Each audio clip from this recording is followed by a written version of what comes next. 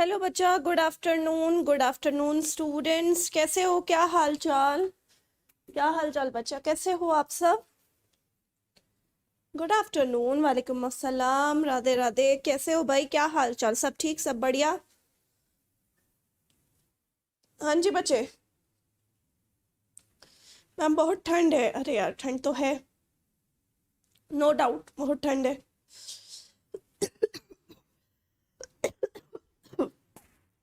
हम्म। All okay, good afternoon everyone. अच्छा, कल की क्लास कहाँ तक हुई थी पहले तो ये बता दो।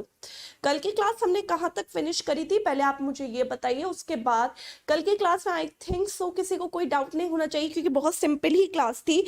आज थोड़ा सा टफ करेंगे, मॉनेटरी पॉलिसीज को हमें डिस्कस करना है। बैंकिंग सिस्टम मैंने शुरू करवा दिया था जिसमें रिजर्व बैंक ऑफ इंडिया के बारे में हमने थोड़ी बहुत चीजें पढ़ी थी जो कि लिखा हुआ है यहाँ पर। ठीक है, लास्ट क्लास में हमने यहाँ तक पढ़ लिया था, नेशनलाइजेशन का टॉपिक फिनिश कर लिया था। आज की क्लास में हमें क्या करना है बच्चे? आज की क्लास में हमें मॉनेटरी पॉलिसीज यानी आरबीआई की मौद्रिक नीतियां डिस्कस करना है, जो कि बहुत इंपॉर्टेंट टॉपिक है जिससे काफी क्वेश्चन एग्जाम में आते हैं। ठीक है, ओके। सबसे पहले तो ये बताओ, तुम सबके सबने मेरा चैनल ऑलरेडी सब्सक्राइब कर रखा है? अभी उसमें 1 साल का करंट अफेयर मैंने पढ़ाया था, वो वीडियो देखी तुम सबने? प्रैक्टिस कर रहे हो? कुछ प्रैक्टिस सेशंस उसमें इकोनॉमिक्स के पढ़े हुए हैं, बजट का प्रैक्टिस सेशन पढ़ा है, इन्फ्लेशन का प्रैक्टिस सेशन पढ़ा हुआ है, वो करा तुम लोग ने? प्रैक्टिस सेशन डिस्कस किए, वहां पढ़ा भाई? जो चैप्टर फिनिश होता जा रहा है ना, उसके प्रैक्टिस सेशन लगाते जाओ। जो मेरे चैनल में ऑलरेडी फ्री ऑफ कॉस्ट पड़ा है उसका फायदा उठाओ।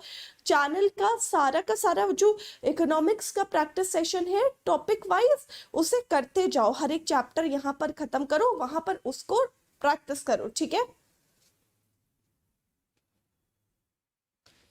चलो बढ़िया, गुड, नाइस। ओके, तो चलिए आज की क्लास स्टार्ट करें। हमने आज की क्लास में पढ़ना है monetary policies. Monetary policies Hindi में इसे हम क्या कहते हैं बच्चे? हिंदी में इसे हम कहते हैं मौद्रिक नीतियां। मॉनेटरी पॉलिसीज यानी मौद्रिक नीतियां। अब यहाँ पर सबसे पहली चीज, व्हाट इज मॉनेटरी पॉलिसीज? चलिए ध्यान से सुनना शुरू करिएगा। What is monetary policy? मौद्रिक नीतियां शब्द का मतलब क्या होता है, या मॉनेटरी पॉलिसीज शब्द का मतलब क्या होता है? तो बच्चे, कोई भी ऐसी पॉलिसी जो स्पेशली इसलिए बनाई जा रही है जिससे हमारे बाजार में लिक्विडिटी का मेंटेनेंस किया जा सके। यानी कोई भी ऐसी पॉलिसी जो स्पेशली इसलिए बनाई जा रही है जिससे हमारे बाजार में तरलता का संचालन किया जा सके, उन पॉलिसीज को हम क्या कहेंगे? मॉनेटरी पॉलिसीज कहेंगे। यानी तरलता के संचालन के लिए जो भी पॉलिसीज को बनाई जाती है। लास्ट क्लास इन्फ्लेशन का टॉपिक याद करो। इन्फ्लेशन का टॉपिक में I have already discussed with you liquidity शब्द। लिक्विडिटी शब्द का इस्तेमाल मैंने पूरे इन्फ्लेशन के टॉपिक पे तुम सबके साथ किया था ना? लिक्विडिटी मीन्स क्या होता है? हिंदी में जिसे हम तरलता कहते हैं उसे हम क्या कहते हैं? उसे हम कहते हैं बाजार का कैश फ्लो। यानी करेंटली हमारे बाजार में कितना पैसा मौजूद है, करेंटली हमारे बाजार में क्या कैश फ्लो मौजूद है, बाजार में हमारे कितना पैसा मौजूद है, इसे हम बाजार की क्या कहते हैं? लिक्विडिटी यानी तरलता कहते हैं। इसे हम बाजार की क्या कहते हैं बच्चे? लिक्विडिटी यानी तरलता कहते हैं। तो हमारे बाजार में कितना पैसा होना चाहिए? हमारे बाजार का पैसा बढ़ाना है या हमारे बाजार का पैसा कम करना है? हमारे बाजार को या बाजार में जो पैसा है उसे मेंटेन करने के लिए जो भी पॉलिसीज आती है या जो भी पॉलिसीज बनाई जाती हैं, उन पॉलिसीज को हम क्या कहते हैं? मॉनेटरी पॉलिसीज यानी मौद्रिक नीतियां कहते हैं। अब यहां पर मॉनेटरी पॉलिसीज क्यों बनाई जाती है मैम? लिक्विडिटी शब्द इतना इंपॉर्टेंट क्यों है? भाई क्या फर्क पड़ जाएगा मैम अगर हमारे बाजार में तरलता का संचालन ना किया जाए? क्या फर्क पड़ जाएगा? लिक्विडिटी अगर मैनेज ना किया जाए तो ऐसी कौन सी आफत और मुसीबत आ जाएगी मैम? स्पेशली लिक्विडिटी मैनेज करने के लिए क्यों reserve bank of India monetary policies यानी मौद्रिक नीतियों को बनाता है? तो अब यहां पर ये लिक्विडिटी शब्द का इंपॉर्टेंस यानी कैश फ्लो का इंपॉर्टेंस क्या होता है वो भी मैं आपको बता चुकी हूं। भाई हम बात कर रहे हैं कि लिक्विडिटी आखिरकार इतनी इंपॉर्टेंट क्यों है? क्या फर्क पड़ जाएगा लिक्विडिटी अगर मैनेज ना हुई, है ना? तो भाई लिक्विडिटी शब्द की इंपॉर्टेंस भी लास्ट क्लास में मैं आपको बता चुकी हूँ। लिक्विडिटी यानी तरलता, अगर इसका संचालन नहीं किया जा रहा है बाजार में, लिक्विडिटी को ऐसे ही छोड़ दिया जाए, उसका मेंटेनेंस नहीं किया जाए, तो कैश फ्लो में दो ही कंडीशन हो सकती है, या तो कैश फ्लो बढ़ते बढ़ते बहुत बढ़ जाएगा या घटते घटते बहुत घट जाएगा, और दोनों ही हमारे लिए हार्मफुल कंडीशन है जैसा कि आप सब जानते हैं। भाई अगर हम बात करते हैं कैश फ्लो की, तो लिक्विडिटी यानी तरलता, तरलता अगर बढ़ रही है तो हमारी इकोनॉमी में क्या आ रहा है? चलो आंसर दो। लिक्विडिटी अगर बढ़ रही है, तरलता अगर बढ़ रही है तो हमारी इकोनॉमी में क्या आ रहा है? हमारी इकोनॉमी में आ रहा है इन्फ्लेशन। लिक्विडिटी बढ़ रही है तो हमारी इकोनॉमी में क्या आ रहा है? इन्फ्लेशन, मुद्रास्फीति, महंगाई। और अगर हम उसको मैनेज नहीं कर पा रहे हैं और लिक्विडिटी बढ़ते बढ़ते बहुत बढ़ जाएगी, तो बहुत बढ़ने से मार्केट में क्या पैदा होता है? हाइपर इन्फ्लेशन यानी भागती हुई महंगाई। ये भी मैं आपको बता चुकी हूँ। बताया हुआ है या नहीं बताया हुआ है? भाई एक तो लिक्विडिटी बढ़ रही है तो हमारी इकोनॉमी में इन्फ्लेशन आ रहा है, हम उसको मैनेज नहीं कर पा रहे, और लिक्विडिटी बढ़ते बढ़ते बहुत बढ़ जा रही है तो हमारी इकोनॉमी में क्या आ रहा है? तो हमारी इकोनॉमी में आ रहा है हाइपर इन्फ्लेशन यानी भागती हुई महंगाई। इसी तरीके से अगर लिक्विडिटी बाजार में कम हो रही है यानी तरलता अगर डाउन जा रही है तो हमारी इकोनॉमी में क्या आ रहा है? रिसेशन यानी मंदी, जो कि ऑलरेडी बता चुकी हूं मैं इसका मतलब क्या होता है। और अगर लिक्विडिटी कम होते होते बहुत कम हो गई तो हमारी इकोनॉमी में क्या आ रहा है? डिप्रेशन यानी महामंदी। ये भी मैं आपको बता चुकी हूँ। और भाई इन दोनों में अगर हम ये देखें तो इन्फ्लेशन और रिसेशन को तो हम फिर भी मैनेज कर सकते हैं, लेकिन अगर इन्फ्लेशन हाइपर इन्फ्लेशन का रूप ले ले और अगर रिसेशन डिप्रेशन का रूप ले लेता है तो ये वो कंडीशन है जो हम मैनेज नहीं कर पाएंगे। तो अगर तरलता को मैनेज नहीं किया गया, अगर कैश फ्लो को रिजर्व बैंक ऑफ इंडिया ने ध्यान नहीं दिया, कैश फ्लो को उसने देखा ही नहीं, तो कैश फ्लो या तो बढ़ते बढ़ते बहुत बढ़ जाएगा या तो घटते घटते बहुत घट जाएगा। दोनों ही हमारे लिए बहुत खतरनाक स्थिति है, क्योंकि अगर बढ़ते बढ़ते बहुत बढ़ गया तो लो हमारी इकोनॉमी में भागती हुई महंगाई आ जाएगी, हाइपर इन्फ्लेशन, जहां पर एक चीज को खरीदने के लिए हमें बैग भर भर के पैसे देना पड़ रहा है। और अगर पैसा कम होते होते बहुत कम हो गया तब भी हमारे लिए बहुत खतरनाक स्थिति है, क्योंकि डिप्रेशन आ जाएगा, यानी पैसा नहीं होगा, बाजार में लोग अपने खाने पीने की चीजों को भी तरसेंगे, और ये दोनों ही हमारी पूरी अर्थव्यवस्था को नुकसान पहुंचा कर जाएगा। और इसीलिए तरलता को मैनेज करना बेहद जरूरी है। इसीलिए तरलता को मैनेज करना क्या होगा? बेहद जरूरी है। और इसीलिए तरलता को मैनेज करने के लिए क्या बनाया जाता है? इसी तरलता को मैनेज करने के लिए मॉनेटरी पॉलिसीज यानी मौद्रिक नीतियां बनाई जाती हैं। मौद्रिक नीतियां, मॉनेटरी पॉलिसी का काम ही यही है कि वो बाजार की तरलता को ध्यान में रखे, ताकि हमारी इकोनॉमी में हाइपर इन्फ्लेशन और डिप्रेशन जैसी खतरनाक सिचुएशन पैदा ना हो पाए। समझ में आया? यहां तक हमने सिर्फ अभी दो चीजें पढ़ी। पहली चीजें पढ़ी व्हाट इज मॉनेटरी पॉलिसी, मौद्रिक नीतियां शब्द का मतलब क्या है। मौद्रिक नीतियां यानी कोई भी ऐसी पॉलिसी जो स्पेशली बाजार की लिक्विडिटी को मैनेज करने के लिए बनाई जाती है। दूसरी बात मैंने यहां बताई, लिक्विडिटी को मैनेज करना क्यों जरूरी है, क्योंकि अगर लिक्विडिटी मैनेज नहीं हो पा रही है तो हमारी इकोनॉमी में खतरनाक सिचुएशन पैदा हो सकती है, जैसे कि भागती हुई महंगाई या फिर महामंदी। यहां तक तो आई थिंक सबको समझ में आया होगा, है ना? यहां तक तो किसी को कोई डाउट नहीं होगा। अब हम आगे बढ़ते हैं और बात करते हैं बाजार में मॉनेटरी पॉलिसीज की इंपॉर्टेंस के बारे में। भाई, मॉनेटरी पॉलिसी बहुत जरूरी है, बेहद जरूरी है। मॉनेटरी पॉलिसी इतनी ज्यादा जरूरी है कि इन अ फाइनेंशियल ईयर, यानी अगर हम एक फाइनेंशियल ईयर की बात करते हैं, यानी एक वित्तीय वर्ष की बात करते हैं, तो एक वित्तीय वर्ष में साल भर में एक दो बार नहीं बल्कि 6 बार मॉनेटरी पॉलिसीज को मैनेज किया जाता है, हर दो महीने के गैप में, यानी बाय मंथली बेसिस पर। अब इस चीज को ध्यान से सुनिए, एट लीस्ट लिख देती हूं मैं यहां पर ताकि ध्यान में रहे। देखो, अर्लियर होता ये था कि मॉनेटरी पॉलिसी को साल भर में सिर्फ 2 बार मनाया जाता था, 6 महीने में एक बार। लेकिन एक 2014 में कमेटी आई जिसका नाम था उर्जित पटेल कमेटी। अब इस कमेटी के तहत तो उन्होंने ये कहा कि ये इतनी सेंसिटिव चीज है कि हम उसको 6 महीने तक टाल नहीं सकते, तो हमें थोड़ा जल्दी जल्दी लिक्विडिटी को देखना जरूरी होगा। और उसी अकॉर्डिंग कहा गया आपको नॉर्मल कंडीशन में एटलीस्ट यानी कम से कम साल भर में 6 बार मॉनेटरी पॉलिसीज का रेगुलेशन करना जरूरी है। यानी हर 2 महीने में सरकार चेक करेगी कि बाजार में तरलता कितनी है। अगर उसे लगता है तरलता बढ़ानी चाहिए तो मॉनेटरी पॉलिसीज में चेंज करेगी, अगर उसे लगता है तरलता कम करनी चाहिए तो मॉनेटरी पॉलिसीज में चेंज करेगी। यानी हर 2 महीने के गैप में वो बाजार में तरलता को मैनेज करने के लिए बाजार की मॉनेटरी पॉलिसीज को चेंज करती है। लेकिन ये एटलीस्ट है, यानी कम से कम 6 बार तुमको मैनेज करना है।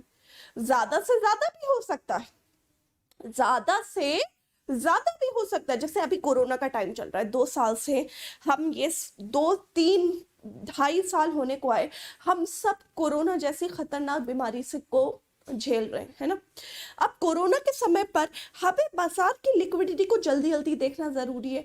तो आपने देखा होगा 15 दिन के अंदर भी मॉनेटरी पॉलिसीज चेंज करी गई, कभी 10 दिन के अंदर भी मॉनेटरी पॉलिसीज चेंज करी गई। तो ये भी हम कर सकते हैं, 10-15 दिन के अंदर भी चेंज कर सकते हैं अगर सरकार को नीड लगती है। अगर नीड नहीं लग रही है तो मिनिमम एटलीस्ट 2 महीने के गैप पे तो तुम्हें मॉनेटरी पॉलिसी को रेगुलेट करना जरूरी है, ठीक है? ओके, नेक्स्ट हम बात करते हैं मॉनेटरी पॉलिसीज को बनाने के लिए हु इज रिस्पॉन्सिबल। कौन रिस्पॉन्सिबल होता है मॉनेटरी पॉलिसीज को बनाने के लिए? तो याद रखिएगा, तो मॉनेटरी पॉलिसीज को बनाने के लिए रिस्पॉन्सिबल होती है एक कमिटी जिसका नाम है monetary policy committee, MPC। Monetary Policy Committee is responsible for formulating monetary policy। यानी मौद्रिक नीतियों को बनाने के लिए जो कमिटी रिस्पॉन्सिबल होती है उसका नाम है मॉनेटरी पॉलिसी कमिटी, ठीक है? अब मॉनेटरी पॉलिसी कमिटी में याद रखिएगा 3 मेंबर होते हैं। किससे? ये 3 मेंबर होते हैं सरकार की तरफ से, यानी यहाँ पर 6 मेंबर होते हैं जिसपे 3 मेंबर सरकार की तरफ से होते हैं, और यहाँ पर 3 मेंबर किसकी तरफ से होते हैं? RBI की तरफ से होते हैं। 3 मेंबर सरकार की तरफ से होते हैं और 3 मेंबर किसकी तरफ से होते हैं? RBI की तरफ से। जो 3 मेंबर सरकार की तरफ से होते हैं इन्हें 4 साल यानी 4 इयर्स के लिए अपॉइंट किया जाता है, और ये एलिजिबल नहीं होते हैं रीअपॉइंटमेंट के लिए। यानी जो 3 मेंबर सरकार की तरफ से 4 साल के लिए अपॉइंट करे जा रहे हैं वो एक बार बस अपॉइंट हो गए, उसके बाद अब वो रीअपॉइंट नहीं हो सकते। अच्छा, जो 3 मेंबर RBI की तरफ से होते हैं उसमें कौन कौन होता है? तो यहां पर 3 मेंबर्स में शामिल होते हैं। एक तो RBI के जो प्रेजेंट गवर्नर चल रहे, ठीक है, जैसे शक्तिकांत दास अभी है तो पहले मेंबर तो वही होंगे। दूसरे मेंबर यहाँ पर होते हैं एक डेप्यूटी गवर्नर, यानी जो 4 डिप्टी गवर्नर होते हैं आरबीआई के, उसमें से एक डिप्टी गवर्नर जो कि मॉनेटरी पॉलिसी कमेटी का इंचार्ज होता है, वो डिप्टी गवर्नर इस मॉनेटरी पॉलिसी कमेटी में बैठता है। और एक ऑफिशियल बंदा जो कि आरबीआई के बोर्ड के द्वारा चुना जाता है। तो ये 3 मेंबर आरबीआई की तरफ से होते हैं और ये 3 मेंबर जो है सरकार की तरफ से 4 साल के लिए बैठते हैं। तो मॉनेटरी पॉलिसीज में जो भी डिसीजन मेकिंग होती है तो वो आरबीआई और सरकार दोनों मिलकर ये जो कमेटी बनाते हैं मॉनेटरी पॉलिसी कमेटी, ये मॉनेटरी पॉलिसी कमेटी ही लेती है। लेकिन अब मान लो आरबीआई और सरकार के बीच में हो जाए झगड़ा, ऐसा भी तो हो जाता है ना भाई, यहाँ पर 3 मेंबर है, यहाँ पर 3 मेंबर है, ये 3 मेंबर कोई और बात पे अग्री है, ये 3 मेंबर कोई और बात पे अग्री है। अगर इन दोनों के बीच में झगड़ा हो जाता है तो फिर मुझे ये बताओ कि इनके बीच के झगड़े में फिर बात में किसकी अहमियत दी जाएगी या किसकी बात मानी जाएगी। हाँ जी, अगर इन दोनों के बीच में झगड़ा हो जाता है तो बताओ फिर किसकी बात मानी जाएगी। तो याद रखिएगा, अगर इन दोनों के बीच में बच्चे झगड़ा हो जाता है तो सबसे ज्यादा अहमियत जो दी जाएगी फिर वो दी जाएगी सरकार नहीं बल्कि आरबीआई के डिसीजन को। तो मॉनेटरी पॉलिसी कौन बनाता है, अगर क्वेश्चन तुम लोग से एग्जाम में पूछा जाए तो सबसे पहले तो हमें ऑप्शन में मॉनेटरी पॉलिसी कमेटी देखना है। अगर मॉनेटरी पॉलिसी कमेटी है तो हमको मॉनेटरी पॉलिसी कमेटी टिक करके आना है। लेकिन मान लो मॉनेटरी पॉलिसी कमेटी ऑप्शन में ना दिया बच्चे, ऐसा भी तो हो सकता है ना कि मॉनेटरी पॉलिसी कमेटी ऑप्शन में नहीं दिया है। तो अगर मॉनेटरी पॉलिसी कमेटी ऑप्शन में नहीं दिया है तो फिर हमें क्या टिक करना है बच्चे, फिर हमें टिक करना है RBI, reserve bank of India. समझ में आया, हाँ या ना?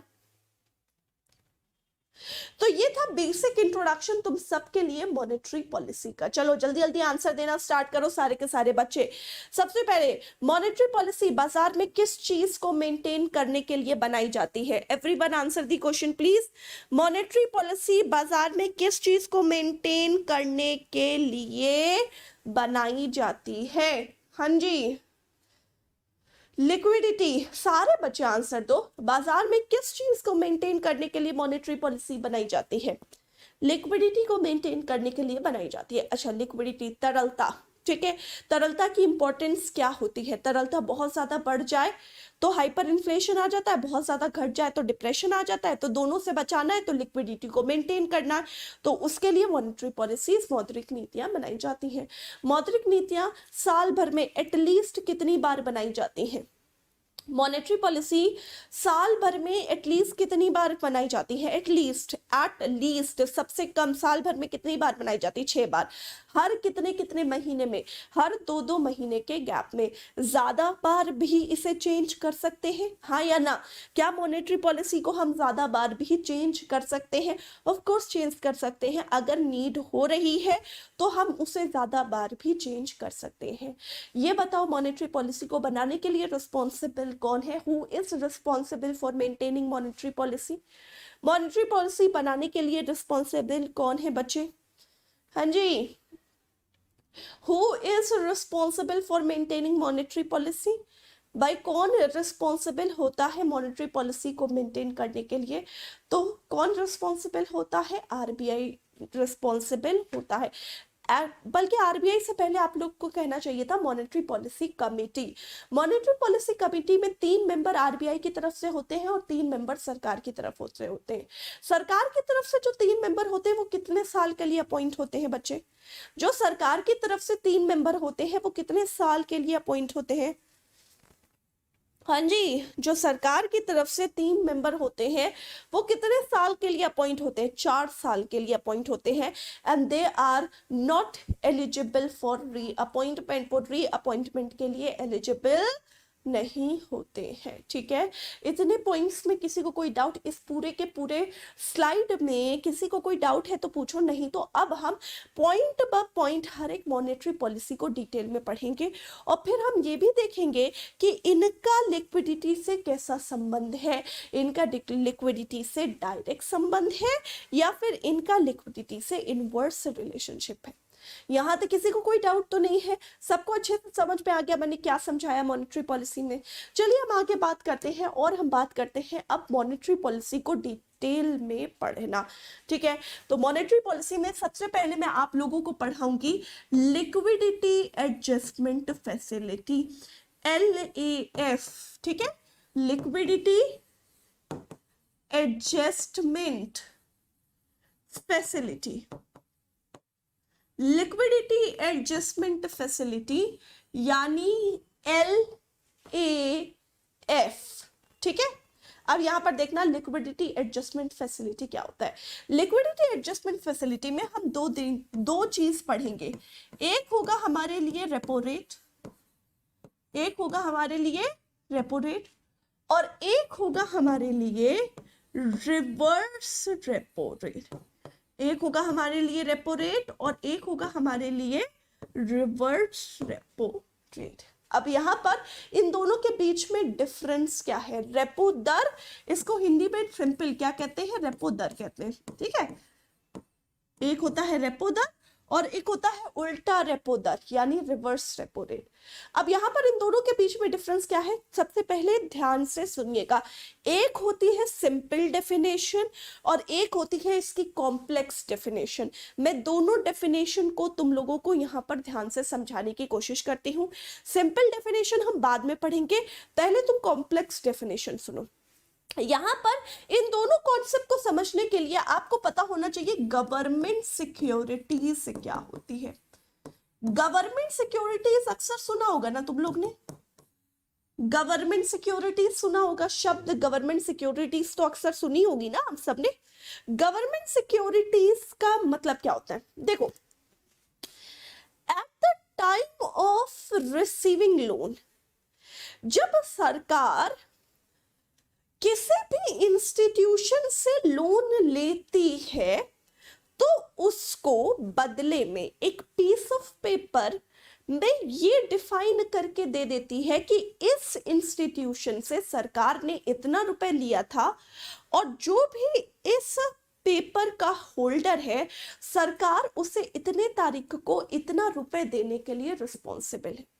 यानी गवर्नमेंट सिक्योरिटीज एक वो पीस ऑफ पेपर होता है जो सरकार की लायबिलिटी को डिफाइन करता है। लायबिलिटी को डिफाइन करता है यानी भाई मैंने तुमसे लोन लिया तो बदले में मेरी तरफ से तुम्हें क्या अश्योरिटी मिलेगी। तो मैंने एक पीस ऑफ पेपर में लिखा कि जिसके पास ये पेपर है उसको मैं इतने तारीख को इतना रुपए देने के लिए रिस्पॉन्सिबल हूं। ठीक है, तो सरकार हमेशा जब लोन लेता है तो बदले में क्या दे देता है? गवर्नमेंट सिक्योरिटीज से दे देता है। अच्छा, ये गवर्नमेंट सिक्योरिटीज आरबीआई के पास भी होती है क्योंकि सरकार आरबीआई से भी लोन लेता है। ये गवर्नमेंट सिक्योरिटीज कमर्शियल बैंक यानी व्यावसायिक बैंकों के पास भी होती है। तो अब ध्यान से सुनिएगा, रेपो शब्द का मतलब क्या है? ध्यान से सुनो, रेपो शब्द का मतलब क्या है? रेपो शब्द का मतलब होता है जब दो पार्टीज के बीच में ऐसा एग्रीमेंट हो रहा है, जब दो पार्टीज के बीच में ऐसा एग्रीमेंट हो रहा है कि गवर्नमेंट सिक्योरिटीज को बेचा जा रहा है, गवर्नमेंट सिक्योरिटीज को बेचा जा रहा है विद द प्रॉमिस ऑफ रीपरचेसिंग। यानी अगर मैंने फॉर एग्जाम्पल मैंने नीतीश को गवर्नमेंट सिक्योरिटीज बेची, भाई मेरे पास गवर्नमेंट सिक्योरिटीज थी, मैंने अपनी गवर्नमेंट सिक्योरिटीज नीतीश को बेची और बदले में मैंने नीतीश के सामने ये एक और शर्त रख दी कि मैं तुम्हें अभी अपनी गवर्नमेंट सिक्योरिटीज बेच तो रही हूं लेकिन तुम इसे किसी थर्ड पर्सन को नहीं बेचोगे। थोड़े समय के बाद मैं यही गवर्नमेंट सिक्योरिटीज तुमसे वापस से रीपरचेज कर लूंगी। यानी गवर्नमेंट सिक्योरिटीज की सेलिंग करना विद द प्रॉमिस ऑफ रीपरचेसिंग, यानी जिसको बेच रहे हो गवर्नमेंट सिक्योरिटीज उसी से रीपर्चेसिंग की प्रॉमिस या एग्रीमेंट करना, ऐसे अरेंजमेंट को हम क्या कहते हैं, रेपो के नाम से जानते हैं। ऐसे अरेंजमेंट को हम किसके नाम से जानते हैं, रेपो के नाम से जानते हैं। अब यहाँ पर हम बात करते हैं रेपो रेट का मतलब क्या होता है। रेपो रेट का मतलब क्या होता है भाई, ये है RBI, reserve bank of India, और ये है कमर्शियल बैंक, ठीक है। अब मान लो कमर्शियल बैंक को पैसों की जरूरत पड़ी, ध्यान से सुनो, कमर्शियल बैंक को क्या पड़ी, पैसों की जरूरत पड़ी। कमर्शियल बैंक आरबीआई के पास गया और उससे कहा कि मुझे जो है पैसों की जरूरत है, मुझे लोन दे दो। तो आरबीआई ने कहा हम लोन ऐसे कैसे दे दे, बदले में हमें कुछ तो चाहिए। तो होगा क्या, रेपो रेट में जब कमर्शियल बैंक अपनी गवर्नमेंट सिक्योरिटीज को आरबीआई को सेल करेगा, यहां पर क्या होगा, कमर्शियल बैंक अपनी गवर्नमेंट सिक्योरिटीज किसे सेल कर रहा है, कमर्शियल बैंक के पास जो भी गवर्नमेंट सिक्योरिटीज है वो आरबीआई को सेल कर रहा है। मान लो इसके पास 10 लाख की गवर्नमेंट सिक्योरिटीज थी, मान लो इसके पास 10 लाख की गवर्नमेंट सिक्योरिटीज थी कमर्शियल बैंक के पास, ठीक है। इसने अपनी 10 लाख की गवर्नमेंट सिक्योरिटीज आरबीआई को बेच दिया, यानी आरबीआई ने बदले में कमर्शियल बैंक को कितना रुपए दिया होगा, 10 लाख रुपए दिया होगा। लेकिन यहां पर बेचने के टाइम कमर्शियल बैंक ने आरबीआई से कहा कि तुम इसे किसी थर्ड पर्सन को नहीं बेचोगे, थोड़े समय के बाद हम तुमसे ये वापस से रीपरचेज करेंगे। कमर्शियल बैंक ने अपना ये पैसों का काम किया, थोड़े समय के बाद उसने अपना पैसों का काम कर लिया। अब कमर्शियल बैंक वापस से गया आरबीआई के पास और उसने कहा कि मैंने तुम्हें जो अपनी 10 लाख की गवर्नमेंट सिक्योरिटीज बेची थी, अब मुझे वो तुमसे वापस से खरीदनी है। तो आरबीआई ने कहा ठीक है। आरबीआई कहता आपने 10 लाख रुपए की गवर्नमेंट सिक्योरिटीज बेची थी, अब हम आपको बेचेंगे उसे 12 लाख में। यानी अब वो रीपरचेज, सेम गवर्नमेंट सिक्योरिटीज को रीपरचेज करेगा कितने में, 12 लाख में, ठीक है। हमेशा याद रखिएगा रीपरचेसिंग अमाउंट हमेशा ज्यादा होता है सेलिंग अमाउंट से। यानी कमर्शियल बैंक ने आरबीआई को गवर्नमेंट सिक्योरिटीज बेची थी और फिर थोड़े समय के बाद कमर्शियल बैंक ने वही गवर्नमेंट सिक्योरिटीज आरबीआई से रीपरचेज कर ली। रीपरचेज अमाउंट हमेशा ज्यादा होता है और सेलिंग अमाउंट हमेशा कम होता है। तो इन दोनों के बीच का जो डिफरेंस हुआ उसे हम क्या कहेंगे, उसे हम रेपो के नाम से जानेंगे। भाई अगर 10 लाख की गवर्नमेंट सिक्योरिटीज कमर्शियल बैंक ने आरबीआई को बेची थी और उसी गवर्नमेंट सिक्योरिटीज को 12 लाख में खरीदा, तो बदले में आरबीआई ने कितना कमाया, बीच में 2 लाख रुपए कमाया। तो यही 2 लाख रुपए को हम क्या कहेंगे, रेपो रेट के नाम से जानेंगे। तो याद रखिएगा सबसे पहली चीज, इसकी कॉम्प्लेक्स डेफिनेशन क्या है, रेपो रेट में गवर्नमेंट सिक्योरिटीज की सेलिंग और रीपरचेजिंग कौन करता है। भाई यहां पर गवर्नमेंट सिक्योरिटीज की सेलिंग और रीपरचेजिंग कौन करता है, यहां सेलिंग और रीपरचेजिंग करता है कमर्शियल बैंक, ठीक है।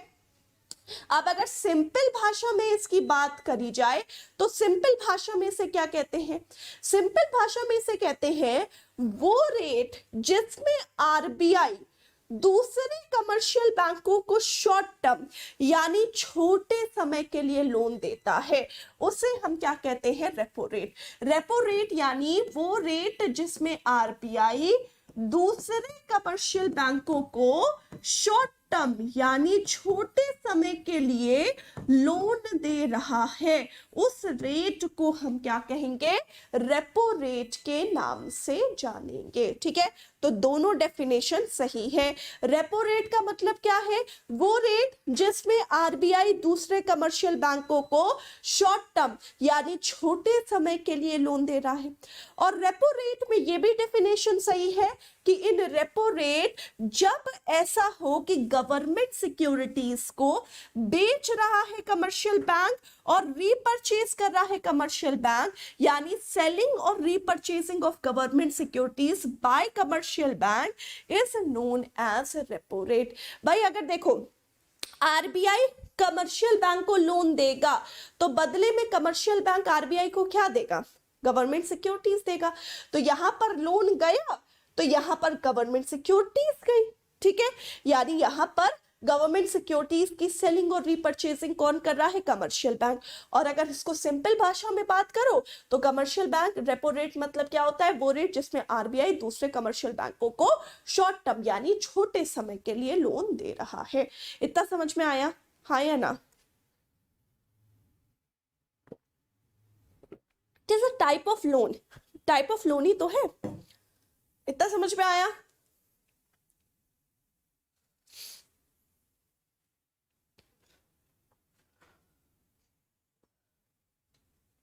ओके परफेक्ट है। अब यहां पर आओ इधर, रिवर्स रेपो रेट यानी उल्टा रेपो दर हमारे लिए क्या है? रेपो रेट में कौन किसे लोन देता है, जल्दी से आंसर दो। रेपो रेट में कौन किसे लोन देता है, जल्दी से बोलो बच्चे। रेपो रेट में कौन किसे लोन देता है? रेपो रेट में कौन किसे लोन देता है, जल्दी से बोलो। आरबीआई कमर्शियल बैंक को शॉर्ट टर्म यानी छोटे समय के लिए लोन देता है। रिवर्स रेपो रेट यानी वो रेट जिसमें RBI reserve bank of India दूसरे कमर्शियल बैंकों से लोन लेता है, या rate at which RBI receives loan from other commercial bank। यानी जब आरबीआई दूसरे कमर्शियल बैंकों से लोन लेता है तो वो रिवर्स रेपो रेट में लेगा। जब आरबीआई दूसरे कमर्शियल बैंकों को लोन देता है तो वो किस में देगा, रेपो रेट में देगा। समझ में आया, हाँ या ना? समझ में आया अच्छी तरीके से? ओके अच्छा, अब आरबीआई को पैसों की जरूरत पड़ी, आरबीआई ने कहा कमर्शियल बैंक मुझे पैसा दे दो। कमर्शियल बैंक ऐसे ही थोड़ी ना दे देगा, कमर्शियल बैंक क्या कहेगा, जब हमको जरूरत थी तो तुमने तो गवर्नमेंट सिक्योरिटीज ली थी, अब तुम्हें जरूरत है तो हम भी गवर्नमेंट सिक्योरिटीज लेंगे। यानी यहां पर गवर्नमेंट सिक्योरिटीज की सेलिंग और रीपर्चेसिंग कौन करेगा, तुम खुद सोचो। यहां पर गवर्नमेंट सिक्योरिटीज की सेलिंग और रीपर्चेसिंग कौन कर रहा है, यहां पर आरबीआई कर रहा है। भाई जरूरत पैसों की आरबीआई को है ना, तो आरबीआई अपनी गवर्नमेंट सिक्योरिटीज बेचेगा कमर्शियल बैंक को, लेकिन ये प्रॉमिस करेगा कि तुम किसी थर्ड पर्सन को नहीं बेचोगे, थोड़े समय के बाद ये हम तुमसे वापस ले लेंगे। थोड़े समय के बाद आरबीआई उससे वापस लेगा, रीपर्चेसिंग अमाउंट ज्यादा होगा, सेलिंग अमाउंट कम होगा। तो यहां पर रिवर्स रेपो रेट में गवर्नमेंट सिक्योरिटीज की सेलिंग और रीपर्चेसिंग आरबीआई करता है। रेपो रेट में गवर्नमेंट सिक्योरिटीज की सेलिंग और रीपर्चेसिंग कौन करता है, यहां पर कमर्शियल बैंक करता है। रेपो रेट में आरबीआई दूसरे कमर्शियल बैंकों को शॉर्ट टर्म यानी छोटे समय के लिए लोन देता है। रिवर्स रेपो रेट में आरबीआई दूसरे कमर्शियल बैंकों से लोन रिसीव करता है। समझ में आया? हमेशा याद रखिएगा, ऑलवेज रिमेंबर, यहां पर आप लोगों को एक बात हमेशा याद रखनी है, always repo rate is greater than reverse repo rate. हमेशा रेपो रेट बड़ा होगा और रिवर्स रेपो रेट हमेशा छोटा होगा। हमेशा ये याद रखिएगा, always repo rate is greater than reverse repo rate. अब रेपो रेट का लिक्विडिटी से कैसा संबंध होता है, इसको समझने के लिए मान लो आरबीआई ने रेपो रेट को बढ़ा दिया। मान लो आरबीआई ने रेपो रेट को बढ़ा दिया। बच्चे एक बात बताओ, आरबीआई ने रेपो रेट बढ़ा दिया, इसका मतलब ये है ना कि आरबीआई दूसरे कमर्शियल बैंकों को महंगा लोन दे रहा है ना, हाँ या ना, ये बताओ। भाई रेपो रेट बढ़ गया, इसका मतलब यही तो है कि आरबीआई दूसरे कमर्शियल बैंकों को महंगा लोन दे रहा है, यस और नो? भाई का रेपो रेट का मतलब क्या है, आरबीआई दूसरे कमर्शियल बैंकों को लोन देता है, रेपो रेट बढ़ गया यानी आरबीआई दूसरे कमर्शियल बैंकों को महंगा लोन देता है। अच्छा, जब आरबीआई दूसरे कमर्शियल बैंकों को महंगा लोन देगा तो कमर्शियल बैंक आरबीआई से लोन लेना कम कर देंगे या ज्यादा? कमर्शियल बैंक आरबीआई से लोन लेना कम कर देंगे या ज्यादा? बताओ भाई। जब आरबीआई दूसरे कमर्शियल बैंकों को महंगा लोन देगा तो कमर्शियल बैंक आरबीआई से लोन लेना कम कर देंगे या ज्यादा? ऑफ कोर्स कम कर देंगे। जब कमर्शियल बैंक आरबीआई से लोन ही कम लेंगे तो उनके पास खुद का पैसा क्या होगा? फिर उनके पास खुद का पैसा क्या होगा? कम। जब उनके पास खुद का पैसा ही कम होगा तो वो अपने कस्टमर्स को लोन कम देंगे। कस्टमर्स को लोन कम देंगे तो कस्टमर बाजार में खर्चा कम करेगा, और जब बाजार में खर्चा कम करेगा तो बाजार की लिक्विडिटी यानी तरलता अपने आप क्या हो जाएगी? कम हो जाएगी। और इसीलिए रेपो रेट हमेशा बढ़ेगा तो लिक्विडिटी क्या हो जाएगी? डाउन हो जाएगी यानी कम हो जाएगी। जब जब रेपो रेट बढ़ेगा तब तब तरलता क्या हो जाएगी? कम हो जाएगी। समझ में आया अच्छी तरीके से? यानी अगर रेपो रेट बढ़ा यानी आरबीआई दूसरे कमर्शियल बैंकों को महंगा लोन दे रहा है। जब आरबीआई दूसरे कमर्शियल बैंकों को महंगा लोन दे रहा है तो कमर्शियल बैंक आरबीआई से लोन लेना कम कर देंगे। लोन लेना ही कम कर देंगे तो उनके पास खुद का पैसा कम होगा। खुद का पैसा कम होगा तो अपने कस्टमर्स को लोन कम देंगे। कस्टमर मार्केट में जाके खर्चा कम कम करेंगे, और मार्केट में जाके खर्चा कम करेंगे तो मार्केट की लिक्विडिटी यानी तरलता अपने आप क्या हो जाएगी? कम हो जाएगी। समझ में आया अच्छी तरीके से? हाँ या ना? यस और नो? समझ में आया? डन? तो पहले इसे लिखो, मैं आ रही हूं, लिखो इसे।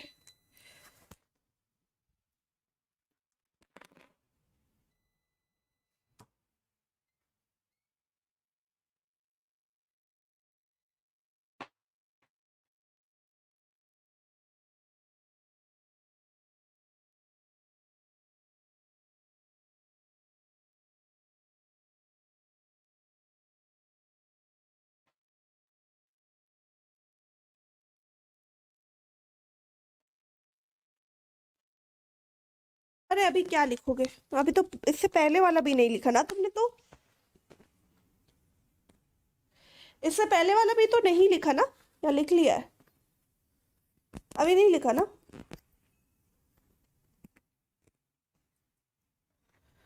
ओके कोई बात नहीं, चलो आगे बढ़ते हैं। अभी हम फिर आप बाद में लिख लेंगे, ठीक है? नेक्स्ट हम बात करते हैं। हमने रेपो रेट और रिवर्स रेपो रेट के बारे में पढ़ लिया, ठीक है?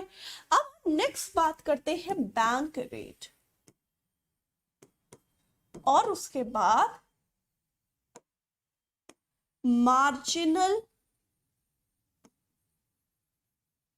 Standing facility. बैंक रेट और मार्जिनल स्टैंडिंग फैसिलिटी, MSF, ठीक है? अच्छा चलो बताओ, जब आरबीआई दूसरे कमर्शियल बैंकों को शॉर्ट टर्म यानी छोटे समय के लिए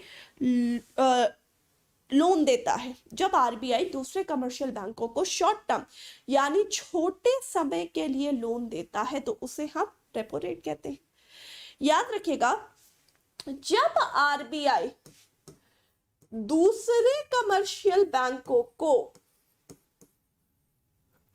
जब रिजर्व बैंक ऑफ इंडिया दूसरे कमर्शियल बैंकों को लॉन्ग टर्म यानी लंबे समय के लिए लोन देता है तो उस रेट को हम क्या कहते हैं? उस रेट को हम बैंक रेट के नाम से जानते हैं।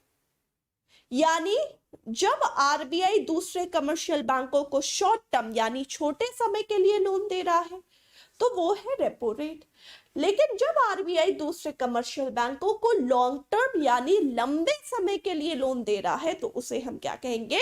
बैंक रेट के नाम से जानेंगे। मार्जिनल स्टैंडिंग फैसिलिटी यानी जब आरबीआई दूसरे कमर्शियल बैंकों को 24 घंटा यानी 24 24 आवर्स के लिए लोन प्रोवाइड करता है तो उसे हम क्या कहेंगे, उसे हम मार्जिनल स्टैंडिंग फैसिलिटी के नाम से जानेंगे। ठीक है, डन। तो आरबीआई दूसरे कमर्शियल बैंकों को लॉन्ग टर्म लोन दे रहा है तो बैंक रेट, आरबीआई दूसरे कमर्शियल बैंकों को 24 घंटा यानी 24 आवर्स के लिए लोन दे रहा है तो वो है मार्जिनल स्टैंडिंग फैसिलिटी। और आरबीआई दूसरे कमर्शियल बैंकों को शॉर्ट टर्म यानी छोटे समय के लिए लोन दे रहा है तो उसे हम क्या कहेंगे, रेपो रेट के नाम से जानेंगे।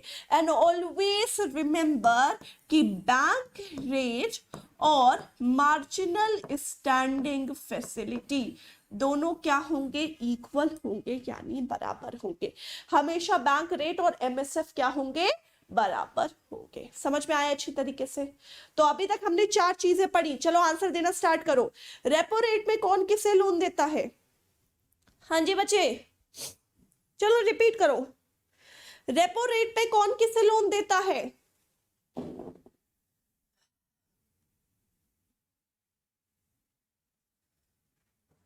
बोलो।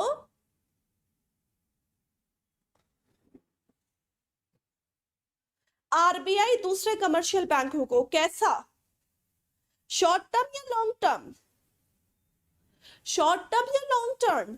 Short term. जब आरबीआई दूसरे कमर्शियल बैंकों को शॉर्ट टर्म लोन देता है, छोटे समय के लिए लोन देता है तो वो किस में देगा, वो रेपो रेट में देगा। आरबीआई दूसरे कमर्शियल बैंकों को लॉन्ग टर्म लंबे समय के लिए लोन दे रहा है तो किस रेट में देगा? आरबीआई दूसरे कमर्शियल बैंकों को लॉन्ग टर्म यानी लंबे समय के लिए लोन दे रहा है तो फिर किस पे देगा, बोलो। आरबीआई दूसरे कमर्शियल बैंकों को लॉन्ग टर्म यानी लंबे समय के लिए लोन दे रहा है तो फिर किस में देगा, बैंक रेट में देगा। किस में देगा बच्चे, बैंक रेट में देगा। आरबीआई दूसरे कमर्शियल बैंकों को अगर 24 आवर्स यानी 24 घंटे के लिए लोन दे रहा है तो फिर किस पे देगा? आरबीआई दूसरे कमर्शियल बैंकों को 24 घंटा यानी 24 आवर्स के लिए लोन दे रहा है तो फिर किस में देगा? मार्जिनल स्टैंडिंग फैसिलिटी में। किस में देगा, एमएसएफ में, मार्जिनल स्टैंडिंग फैसिलिटी में देगा। ठीक है, ओके।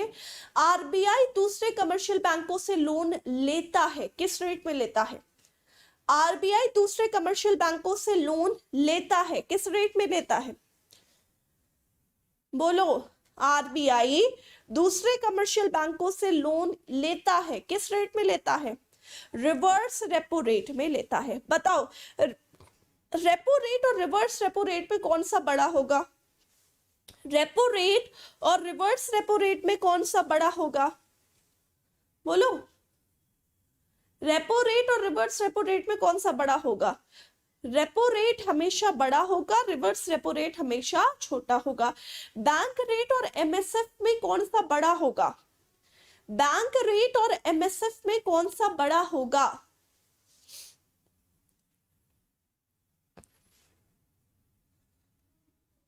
दोनों क्या होंगे, इक्वल होंगे यानी दोनों बराबर होंगे। ठीक है, इतना समझ में आया? यहां तक किसी को कोई डाउट है तो एक बार यहां तक पहले पूछो। यहां तक किसी बच्चे को किसी तरीके का कोई भी डाउट है तो पूछो। एनीवन? हाँ, इन सभी में गवर्नमेंट सिक्योरिटीज की सेलिंग और रीपरचेजिंग होती है, नो डाउट।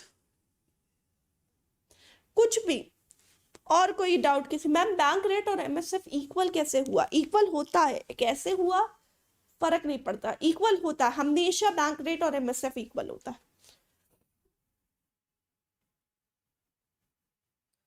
और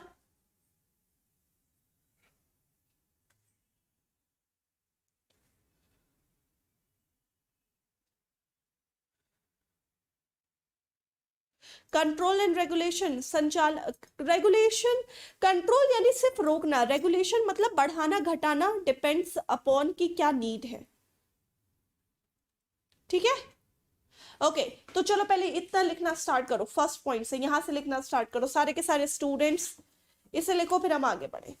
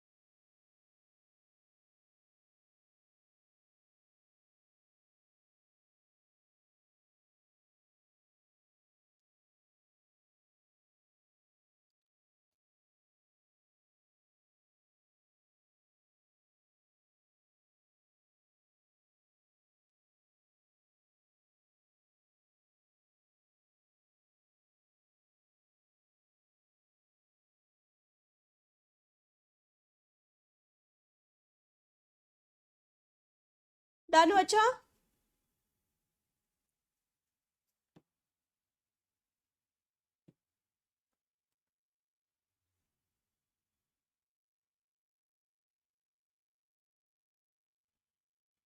आगे बढ़े।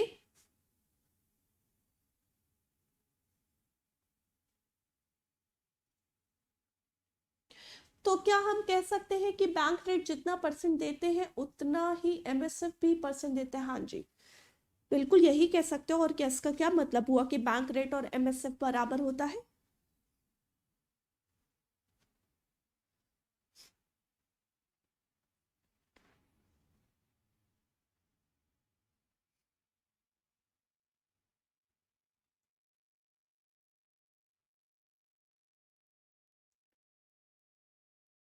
डन?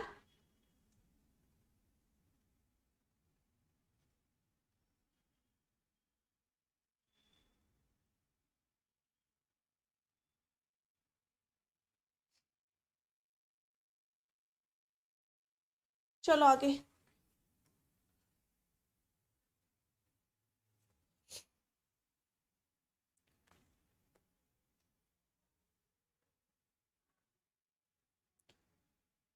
इसे लिखो।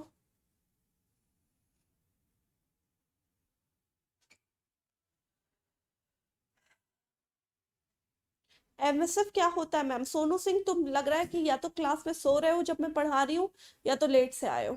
एक बार रिपीट करके वीडियो देखना, अपने आप समझ में आ जाएगा।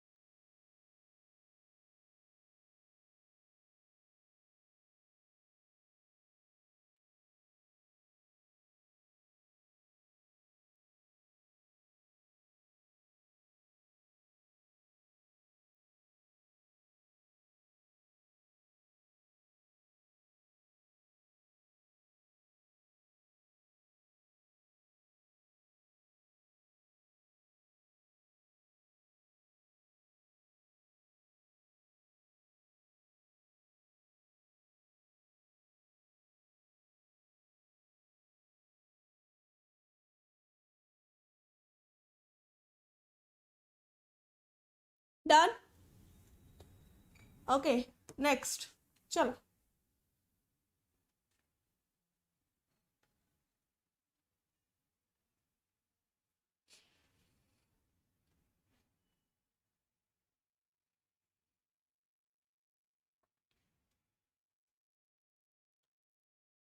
लिख लिया बच्चा?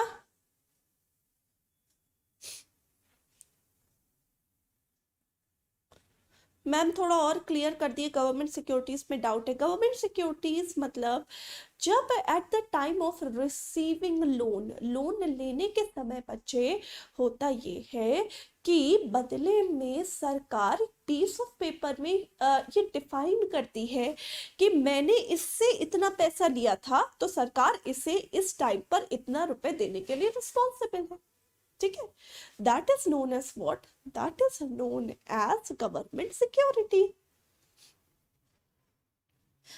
Please increase the class timing. अभी मैं डेढ़ डेढ़ घंटे की क्लास लगवाने लगूंगी तो फिर तुम लोग क्लास ले नहीं पाते हो। मैम बहुत थक गए हैं, मैम पानी पीना है, मैम ये करना है, मैम नहीं अब बस करिए। अब जब एक एक घंटे की मैं रोजाना क्लास लगवाती हूँ ताकि सुकून से तुम लोगों को पढ़ा भी सकूं, इंटरेस्ट बना रहता है तुम लोग का, एक घंटे कम से कम ध्यान से सुकून से सुनते तो हो, वरना इंटरेस्ट लॉस करके सुनोगे तो क्या फायदा। कोर्स कंप्लीट करवाना सिर्फ मेरा मकसद नहीं है, मेरा मकसद है पढ़ाना, तुमको पढ़ाना, अच्छे से पढ़ाना। सिर्फ कोर्स कंप्लीट करवाना मकसद होता तो ऑफ कोर्स 1.5 घंटे की 2 घंटे की क्लास एक बार में लगवाती, बहुत जल्दी कोर्स खत्म हो जाता। बट मेरे हिसाब से ये ज्यादा अच्छा चीज है जो मैं कर रही हूँ। ठीक है,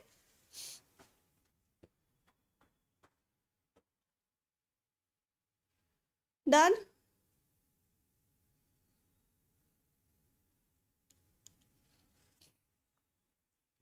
ओके, तो ये इतनी क्लास आज रखते हैं। इसके अलावा अभी और भी मॉनेटरी पॉलिसीज बची है, जैसे कि मार्जिनल कॉस्ट लेंडिंग रेट बचा है, स्टैट्यूटरी लिक्विडिटी रेशियो बचा है, कैश रिजर्व रेशियो बचा है, ओपन मार्केट ऑपरेशन बचा है। ठीक है, तो अभी 4 और आप सबको मुझे मॉनेटरी पॉलिसी पढ़ानी है। आज की क्लास में हमने 4 मॉनेटरी पॉलिसी ऑलरेडी पढ़ रखी है, repo rate, bank rate, reverse repo rate, marginal cost lending rate. ठीक है, तो अब sorry MSF, marginal standing facility. बची हुई मॉनेटरी पॉलिसी मैं आपको नेक्स्ट क्लास में पढ़ाऊंगी। ठीक है, इसके अलावा नेक्स्ट क्लास में फिर हम कंटिन्यू करेंगे क्लासिफिकेशन ऑफ बैंक्स, बैंक्स को का क्लासिफिकेशन मैं आपको पढ़ाऊंगी। ठीक है, तो शायद नेक्स्ट क्लास में कोशिश करूंगी बैंकिंग सिस्टम आपका खत्म हो जाए। ठीक है, अभी तक जो जो पढ़ा रही हूं मैं तुम लोगों को वो सब अच्छे से समझ में आ रहा है। मुझे एक बात बताओ, अभी तक मैं जितना तुम लोगों को क्लास में पढ़ाती हूँ वो अच्छे से समझ में आता है? अभी तक मैंने आप लोगों को आई थिंक 2 चैप्टर फिनिश करवा दिए हैं। अच्छे से समझ में आ रहा है? समझने में इको में कोई दिक्कत तो नहीं जा रही? तुम लोग को अच्छे से समझ में आ रहा है? भाई चैनल सब्सक्राइब कर रखा है ना तुम सबने मेरा? आफरीन असमत, आया ना? पहले ये बताओ, चैनल सब्सक्राइब कर रखा है ना सबने? ओके, परफेक्ट है, गुड गुड गुड बच्चा, गुड। चलो बहुत अच्छी बात है। तो फिर खत्म करें आज की क्लास को हम? हाँ जी स्टूडेंट्स, खत्म किया जाए आज की क्लास को।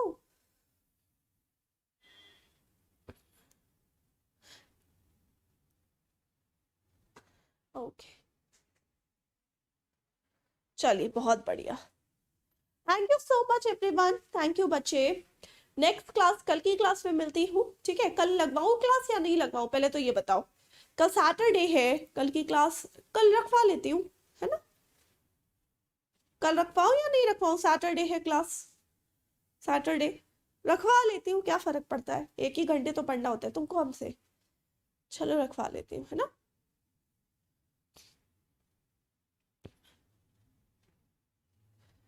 ओके चलो perfect. Thank you so much everyone, bye bye everyone, take care बच्चा, बाय स्टूडेंट्स।